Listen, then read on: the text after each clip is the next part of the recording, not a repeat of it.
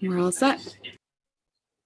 And now it is my great pleasure to introduce our speakers today.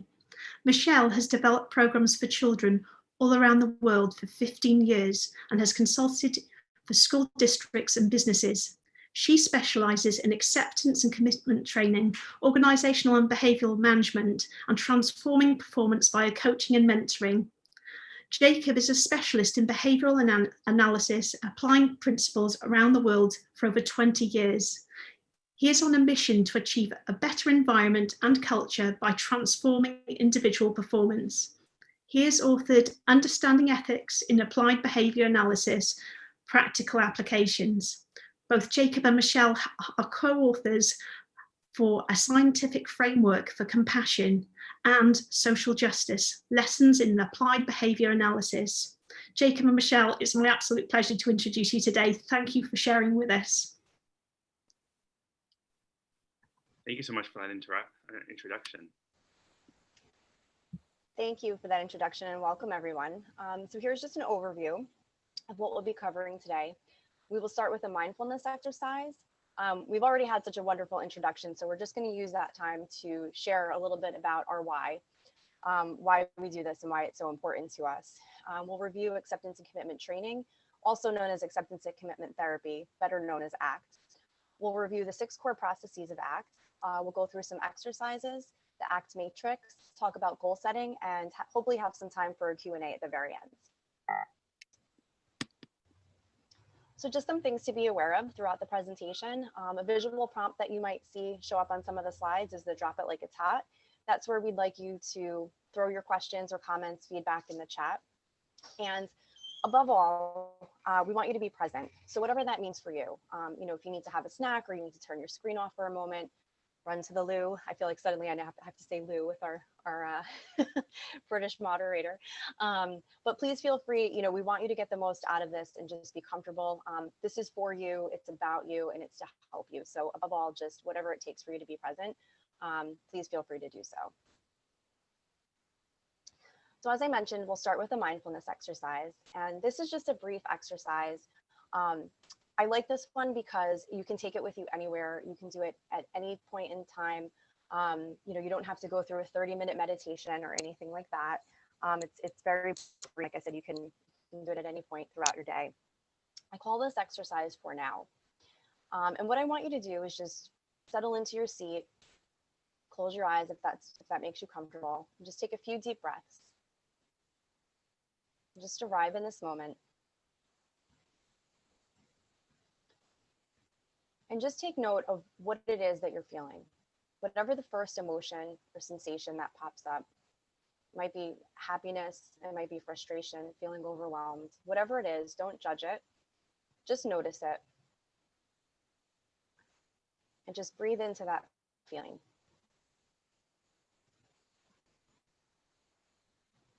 Create space for whatever it is that you're going through.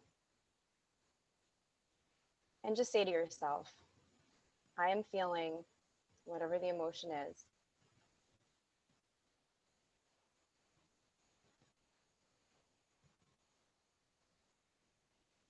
Now I want you to take that same sentence and repeat it back to yourself, but at the end, use the phrase for now. So it might look something like, I'm feeling overwhelmed for now.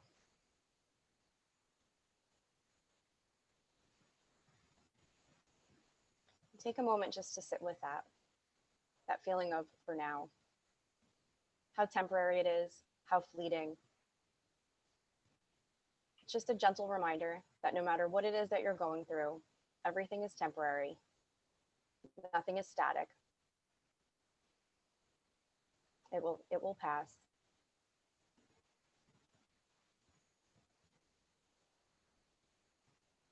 Just notice what it feels like to realize that everything is just for now in this moment. Take a slow, deliberate inhale into that feeling and a deliberate exhale. And welcome yourself back into this present moment. Get excited about our presentation. I know we are.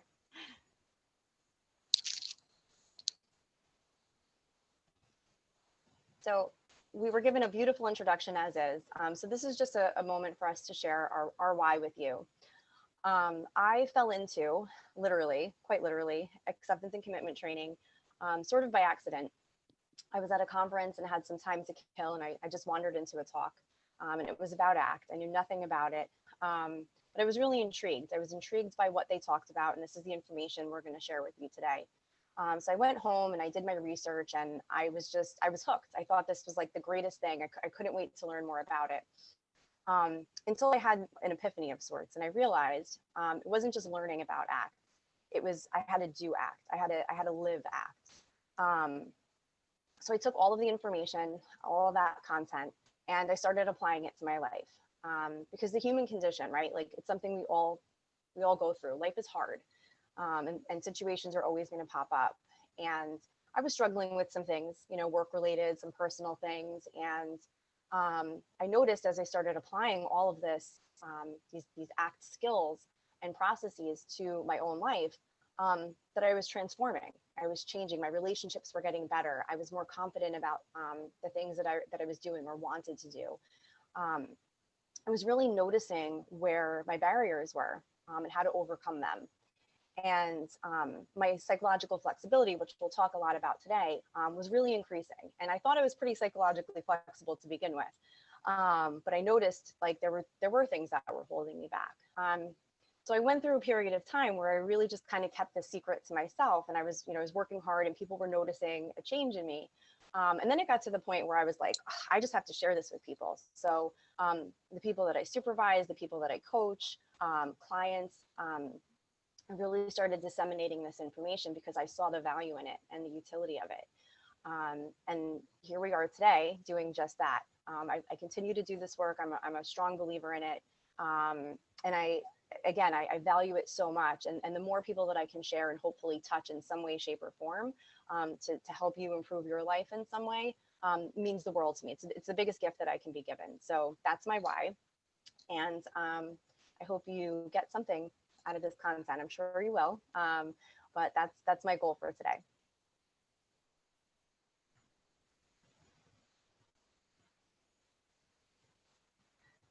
So I talked a little bit about my own why. So here's the why for committed behavior for Jacob and I. We believe in values-directed behaviors. Values-directed behaviors equals success. When your behavior is in line with your values, you're doing things that are of meaning. You're bringing more meaning and contacting more reinforcement in your life. Self-efficacy is another really important part of all of this. We believe in you, but we need you to believe in you.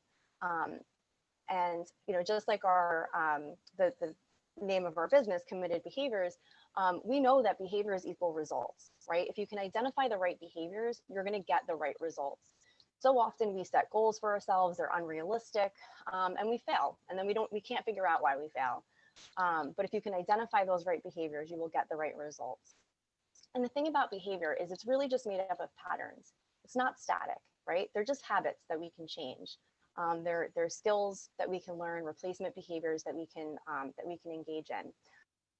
And what we want to share with you today is really how to develop a process for doing all of this. And that's what ACT is essentially all about.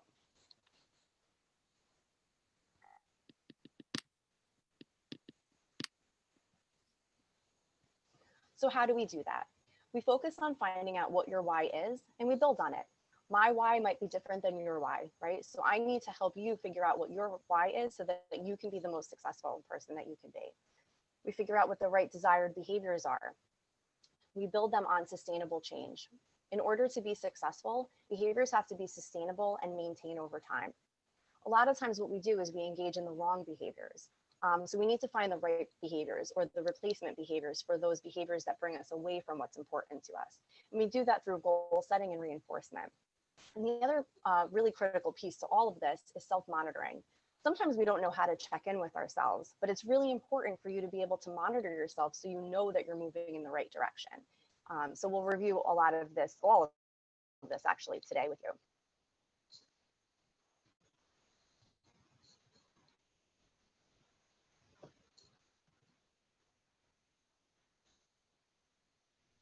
I don't know if the next slide's not advancing or not. I don't have control over it. Are we stuck? Jacob?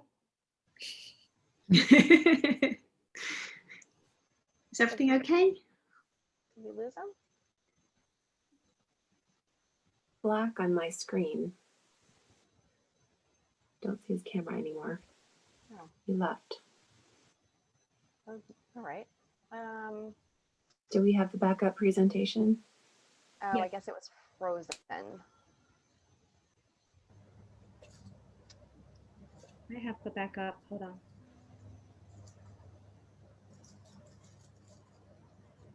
All right, so I'm seeing a question in the chat, so I'll go ahead and address that. So replacement behaviors, when you'll see as we walk through the process, once we get the slides back up, a lot of times we engage in behaviors that are avoidant and take us away from our values and our goals.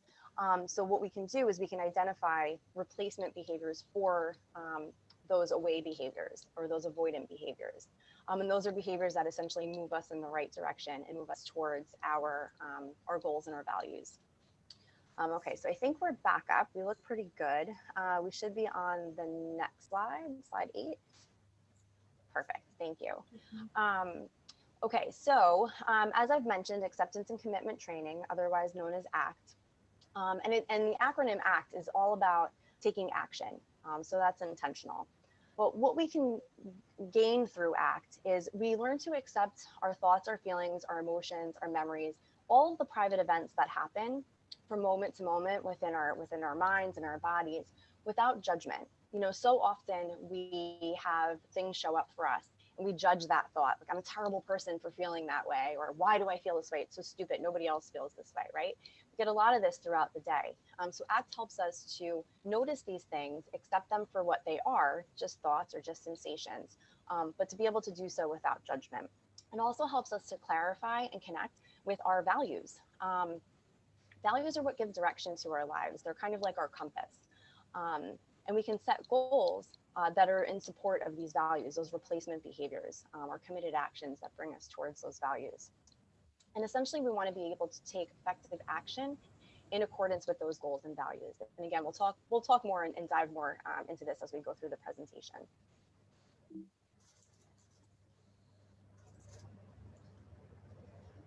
So here's this crazy looking contraption. This is called the ACT hexaplex, and this is essentially what the ACT model is. And at the core of it is psychological flexibility. And all of the circles around psychological flexibility are the 6 core processes of ACT. You don't need to memorize this. This is available online. There's tons of information about it.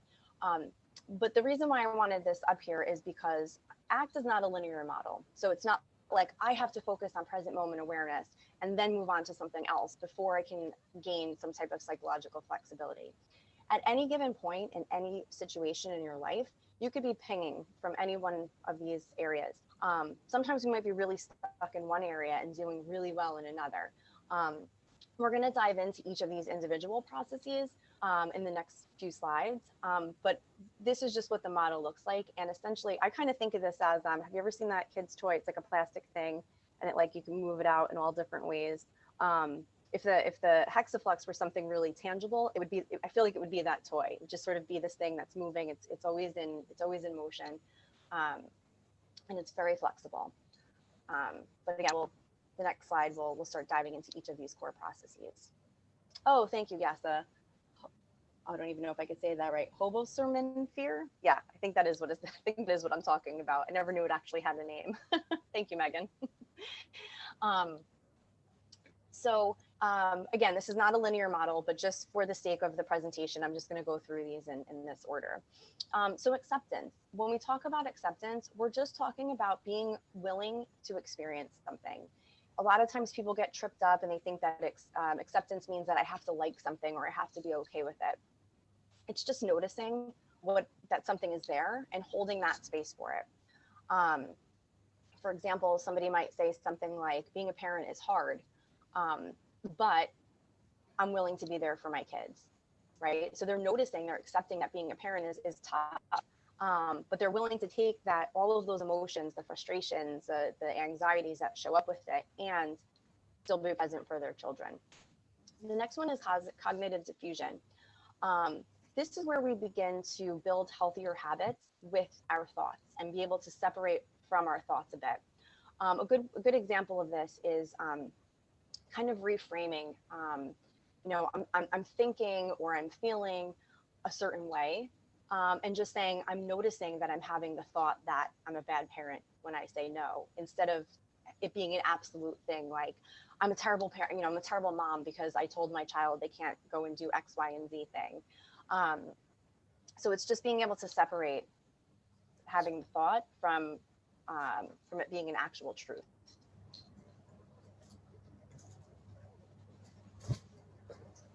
Present moment awareness, right? We hear a lot about being present, being mindful these days.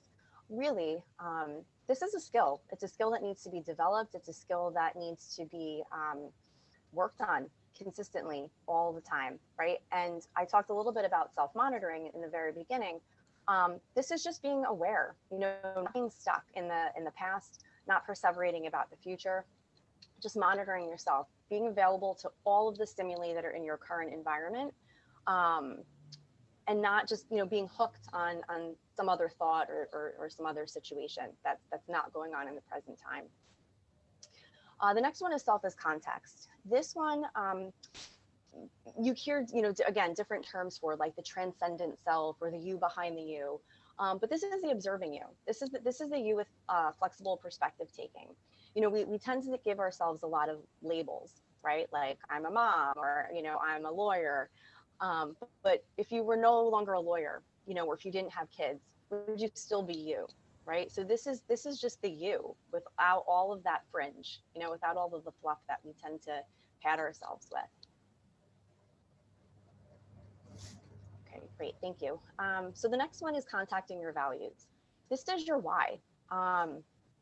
This is what motivates you. This is what your values are kind of like what define you. It's the who and what you want to be. What do you want to be about? You know, if you, if somebody, it's kind of morbid, but if somebody were, you know, giving a eulogy, what would you want them to say? You know, what kind of a person would you want them to recognize you as? Values are, they're not something that you can achieve, right? These are just ideals. These are what drive us.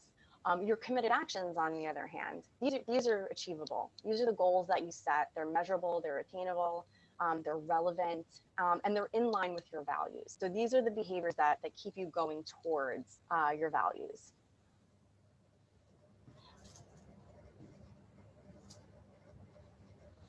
So psychological flexibility is the goal. And psychological flexibility is defined by being able to engage in behaviors despite feeling uncomfortable when doing so is in line with your values. So like that's essentially all we're trying to help with. So like the take-home message is understand your values and try to move toward your values. So we're going to go through each of the core processes, and I'm going to like kind of be able to like kind of explain where I have faced some barriers with each of these core processes and how I've been able to overcome those. So with respects to acceptance, right, like kind of like just being able, so there's been times where like kind of I've like kind of put off conversations with people. Michelle and I were writing a book, and we had to tell one of the authors that we weren't going to be able to use their chapter. And I kept putting it off, and I was worried about how they were going to feel. And that affected me. That affected my psychology. That affected the way I was thinking. I kept thinking about it. I don't want to have this conversation. I don't want to have this conversation. But it needed to happen. So as soon as I was able to accept the fact that I needed to sit down, make this happen, yes, it wasn't received overly well. However, I was able to move on, and I was able to present something that was honest and truthful to the other author, which is necessary. Right? So acceptance, like kind of, again, moving towards what you need to do in order to accomplish the goal that you set out for yourself is essential, as opposed to living in this realm, this world of, I don't want to do that, dread, fear, anxiety, whereas where we can find ourselves living in if we're not accepting our role in the situation. So that's on the core processes. Diffusion, right? We all have this inner voice that is trying to prevent us from getting hurt. It's great because it doesn't want us to like kind of put ourselves out there, but because we're not putting ourselves out there, we are limiting ourselves. It tells us essentially not to try, that we're not good enough, that we're not able to be loved. And then because we're thinking this way, if we live in these thoughts, right? So for me, for example, I could be thinking, oh my gosh, my computer crashed. I lost Zoom. This presentation's over. It's a mess. No one's going to like it because of what my computer did.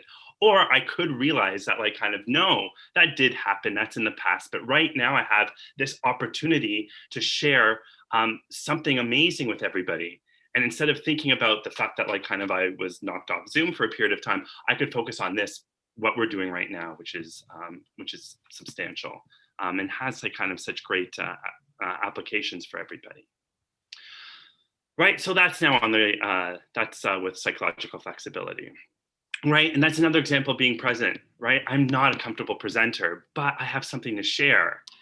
That's amazing. And in this moment, I see an opportunity to share this content with all of you, which is absolutely thrilling. And the feeling of being uncomfortable presenting, minute.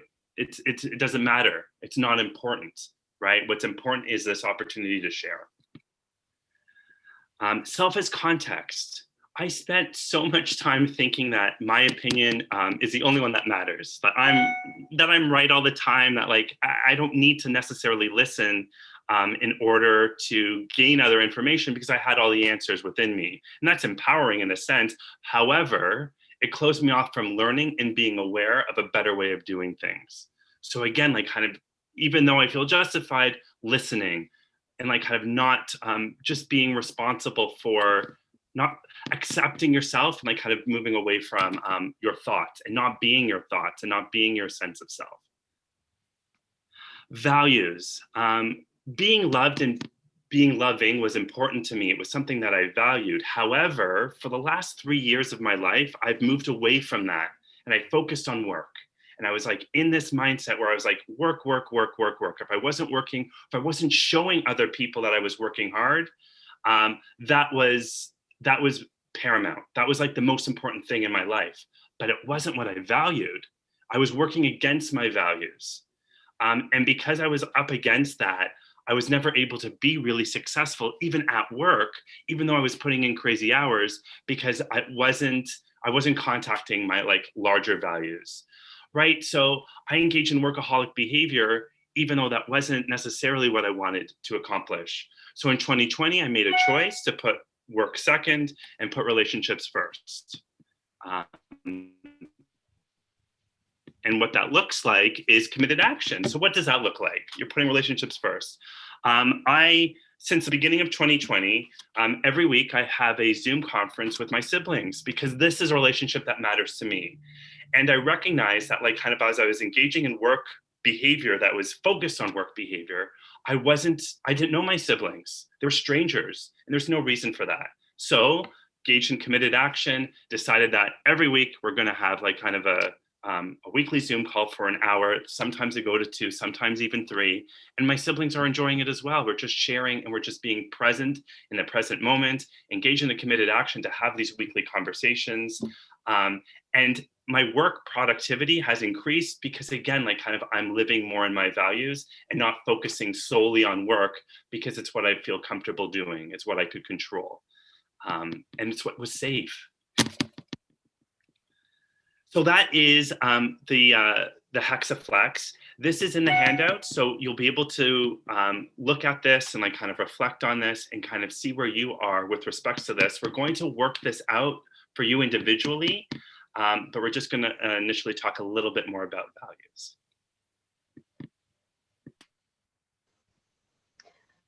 So I think if we had a counter on the screen, we've probably said values about 4 million times in the last like 25 minutes. But values are super, super important, right? Because again, it's who and what are important to you. It's what motivates you. It's who and what you want to be about, right? It's your ideals. And our values, again, they're what drive us. Sometimes people need to really get clear about their values. You know, they might think something is really important to them, or they might think that, they want to be about a certain thing. But after, doing some exploration, they realize, wow, that's really not what I'm about, so we kind of throw the values, talk around. But in doing this work, it is really, really important and integral that you get super clear about your values. So we're going to ask you to drop it like it's hot in the chat and, throw out some values and some things that are important to you. But most definitely, after this, really, really think about it, really, really get clear, because they're what's going to drive the rest of this work. So if anybody would just be willing to throw into the chat some things that they value. Jacob said relationships. He gave that example. That's a really good one. I'm sure there's a ton of overlap in what we all, find important and of meaning. Yeah, family, these are great. Laughter is definitely high on my priority list of values. Kindness, honesty, integrity, humor. Yeah, these are great. Adventure, for sure. Safety, compassion. Yeah, that's another big one for me too. Respect, contribution. Absolutely, right? I talked about that as being my why, making a contribution and helping people. Yeah, these are amazing. These are fantastic. Spirituality. Yeah, that's another big one. And what that might look like for you might look, different for someone else. Or joy, right? Like what brings us joy. And all of these things, we can come into closer contact with all of these by working through this process. And that's what we're going to do next, is we're going to show you how to walk through this process. So this is a tool. I refer to it as a tool a lot, but it really is a process. It's called the ACT matrix. But this is a way, it's something tangible that you can use to help get in contact with your values. Figure out what's showing up for you, right? We talked a little bit about what are those away behaviors, those avoiding behaviors, and we'll talk a little bit more about those. And then what could you do instead, right? We threw out the term replacement behaviors. What are the behaviors that you can engage in to bring you closer to those values? So I'm just going to briefly walk you through this model, and then we're going to dive into this a little bit more. So this is broken up into 4 quadrants. The lower right quadrant, this is where we put values, right? Or who and what's important to us. And as you can see, we also have on here each of the points of the hexaflex that we just spoke about. So you can see how these work together. So you're coming into contact with all of those 6 core processes as you're walking through this matrix process. The lower left quadrant, this is where we dive into diffusion, right? We notice the unwanted internal stuff that's showing up for us, like fear and anxiety. A lot of times, when we value something, Steve Hayes, who's the founder of ACT, he talks about you hurt where you care, right? When we really care about something, it can hurt us, right? It can bring up anxiety, it can bring up fear, it can bring up sadness. There's so many things that go unwanted feelings, right? That go in accordance with the things that we love and we're passionate about. If we move to the upper left quadrant, these are where we put the away behaviors, right? The things that we do to get rid of the unwanted stuff. So I might be feeling fear or anxiety, and instead of making that phone call, or like Jacob was saying about the example of having to contact that author, I might say, I'm just gonna scroll on Instagram for a couple of minutes, and an hour later, I haven't made that phone call or sent that email, and I've just liked a bunch of, dog pictures, which really hasn't brought me in line with any sort of thing that I value. So then we move over to the upper right-hand side, that upper right quadrant. And this is where we start to look at our towards behaviors, those replacement behaviors. What could we be doing instead? Instead of going on Instagram, I could just say, all right, you know what? I need to make that phone call. I need to send that email. I need to go outside and take that walk, right? Whatever it is that's going to keep me in line with my values. And those are our committed actions. And they're referred to as committed actions because they're things that you need to commit to. And sometimes committing can be hard, right? Because all of that other stuff that we just talked about shows up. But if you're in that present moment and you're noticing, and we talked a bit about how being in the present moment is being able to evaluate your behaviors, being able to notice and accept what's going on and what's challenging for you, and how to work through it, how to stay in that towards direction of what's taking you towards your values and what's important to you. Great. So now what we want is we want everybody to fill out their own matrix. So everybody shared their values in that. So before we even start, if you're able to download the file from the chat, that'd be great. Alternatively, if you have a piece of paper and a pen, make a big T in the center of your page. And then what we'd love for you to do is in the bottom right-hand corner, put those values that you feel, right? Like what are those things that like kind of are really important to you? And you shared those originally, so just please put those in there now. In the bottom right quadrant.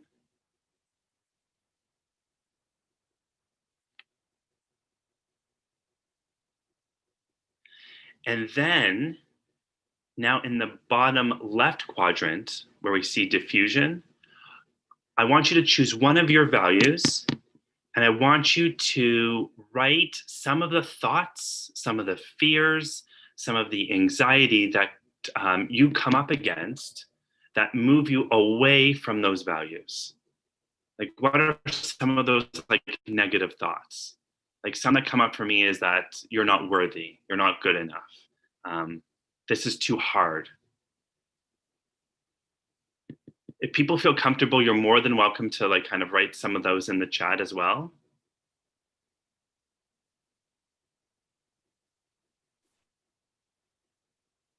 We've had a quick question, if possible, from Christine, saying, and which quadrant is the part which you sometimes have to stop, rest and play, just for the sake of your mental health? That's a really great question. I was actually just responding to that in the chat. So that I would say that would land in the upper right, because it sounds like self-care is something that you value, right? So this isn't all just about, you know, saving the world for your committed actions, right? Some people put in their values that they valued having fun and laughter, right? And so it's making sure that you're making time for that, right? You have a cutoff for your work time, or you're making sure that you're going to dinner with a friend at least once a month, you know, or once a week, or whatever it might be. Yeah, all of those things. This doesn't take away from any of the pleasure that you might, you know, be seeking in your life. Again, as long as that's something that you value. The other thing, really quick, because I think this ties into that question as well. Sometimes our behaviors that we have in the upper left quadrant, in the avoidance area, might also land in the upper right in our committed actions. So sometimes it's okay. Like if you've had a really long day, like nobody's saying you can't go on Instagram or Facebook and just kind of mindlessly scroll, right? Like sometimes we do need a little bit of entertainment in our lives, a little like Real Housewives of wherever kind of stuff. And that's totally fine. It's just, you have to be aware and notice when those away behaviors are really starting to interfere. Like if you think of somebody who, and this might be a more extreme example, but you know, going out and casually having a couple of drinks, you know, socially with some friends is fine. But if somebody's drinking every day to get rid of the unwanted private events that show up for them, that's more detrimental than just, you know, having a couple glasses of wine at dinner and catching up with your friends. So it's just being in that present moment. That's where it's really important, where you're noticing, okay, where's the tipping point? I hope that kind of clarifies things and makes sense. That's great. So I want to just bring back to, so we're talking about like some things with diffusion, not good enough, not having enough time. Imposter syndrome is a great example, right? Like kind of thinking that, again, that's also part of not being good enough, thinking that you have to overcome that. Anger, negative self-talk, you're easily abandoned. Not having enough time is a common one. Not surprising, you hear that a lot. Being an introvert. These are all great examples of thoughts or things that come into our mind that impede our ability to like kind of move toward our values.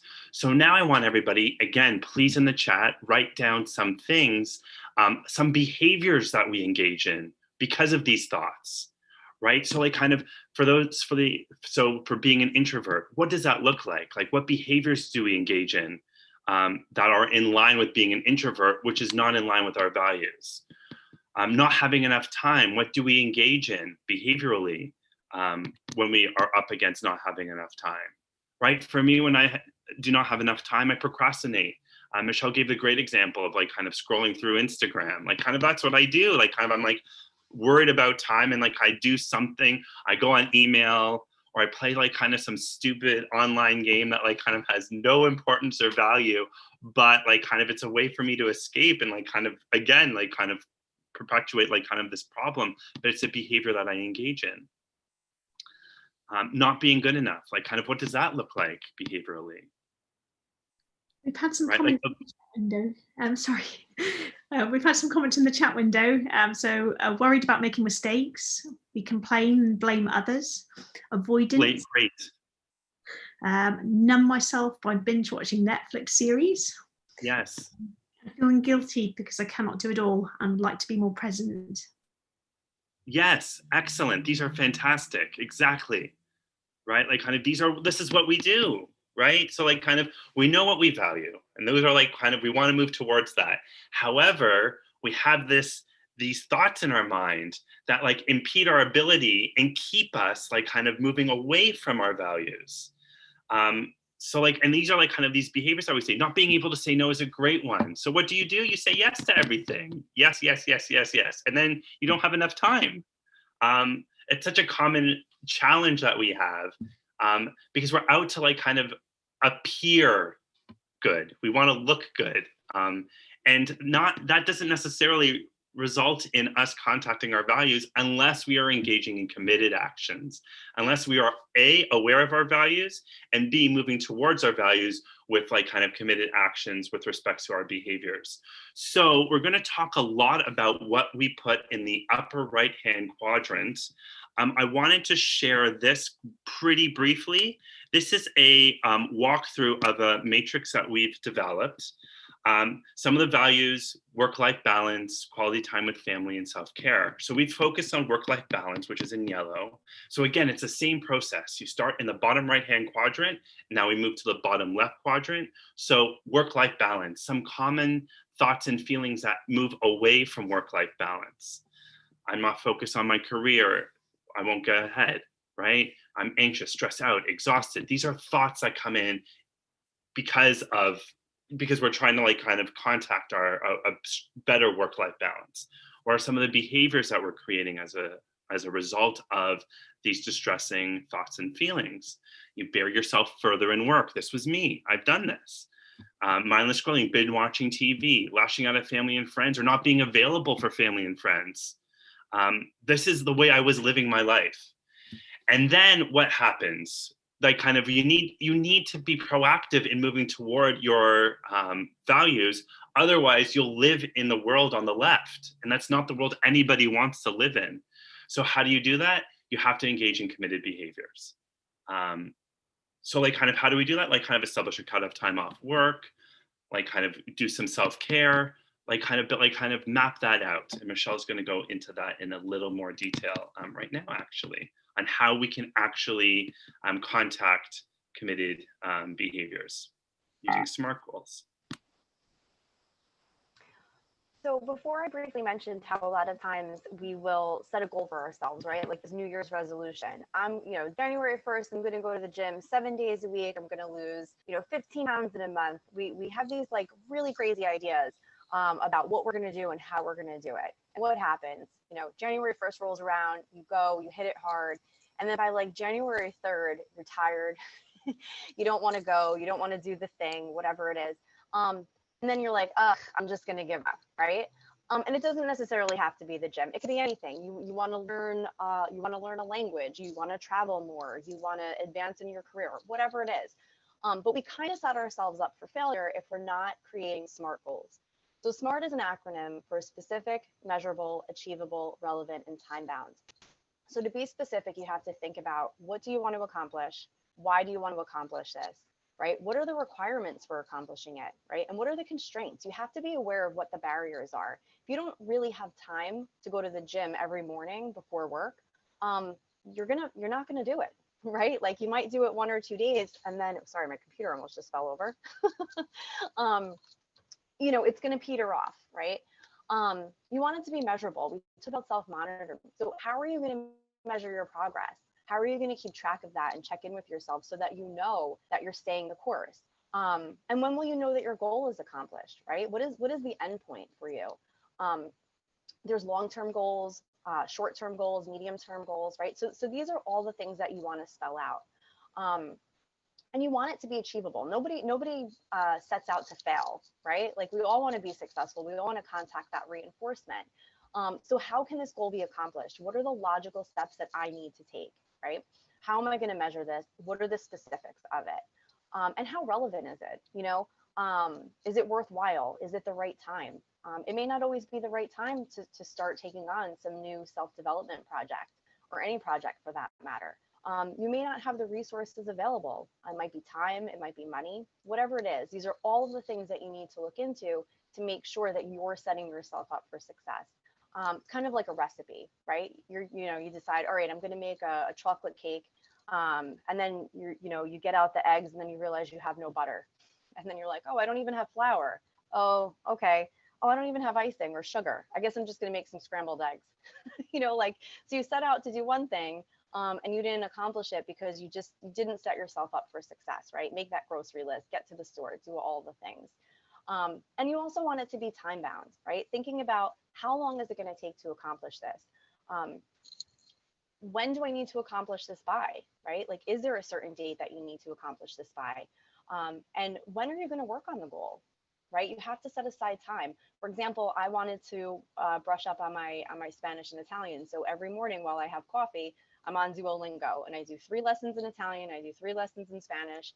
I mean, I'm not winning any language awards anytime soon, but it's just like, it's part of my routine. It's just part of my habit now. I'm not traveling to either, any Italy or Spain anytime soon. So I think I'm fine as far as time bound goes. But it's just something that I've kind of built into my daily practice. Okay. So again, this all ties back to, oh, here we go, perfect. So here are some examples and non-examples of SMART goals, right? So an example of a SMART goal might be, if you're trying to create a work-life balance, not doing any work-related tasks after 6 p.m., getting in contact with 4 different people per week, maybe, sending a text daily to at least one person just to say, hey, how's it going? As opposed to spending time with loved ones, right? Spending time with loved ones sounds great. It sounds amazing, right? It probably makes all our hearts go pitter patter, but it's not measurable. It's not SMART. So we want to be really specific about that. Another example of a SMART goal would be if you value leisure time and doing something that brings you joy. Maybe that's visiting 2 museums or galleries per month, as opposed to engaging in preferred leisure activities, right? What does that even mean? It could be anything. So get really, really specific. If you're looking for that adventure, somebody put adventure as one of their values. I'm going to book a trip by July 1st and travel to my destination by the end of August, as opposed to just explore new places and cultures, right? That could mean anything. So we really, really want to make sure that we're being smart, we're being specific, it's measurable, it's achievable, and we're just setting ourselves up for success, because that's what's going to bring you closer to those values and all of the things that you find important that bring meaning to your life, right? And we all want to live a more meaningful life. So I know we've only got like a minute left, I think. Maybe we can just take some time for questions. Yeah, Simon, right? Simon says consistency over intensity. Absolutely, absolutely. Just be consistent. One final thing that I really just want to add. This is a lot. This is a lot of information, right? We've kind of thrown a lot at you in a short amount of time. My biggest takeaway from all of this is if you can leave here today and just notice your behaviors, notice when you're moving away, notice what's showing up for you, or notice when you're doing something that's moving you towards, that's a huge first step, is just noticing. Fantastic. Thank you so much for that. So much information, so many positive comments in the chat window. Just thank you so much for sharing with us today. Really appreciate it. There's also a recording available on YouTube. To connect with Jacob and Michelle and to learn more about their work, please visit WYRED.live and look at the speaker bio. We'll now take a 10-minute break to reset before the next session. Coming up next, we have Angel Lavecchio and her presentation, Progress is Perfection. The tech are going to close the room and admit speakers and attendees for the next session. If you didn't register but you want to watch more sessions, please visit our YouTube channel, WYRED International. Thanks very much. Jacob and Michelle, would you mind staying after a little bit? We just want to say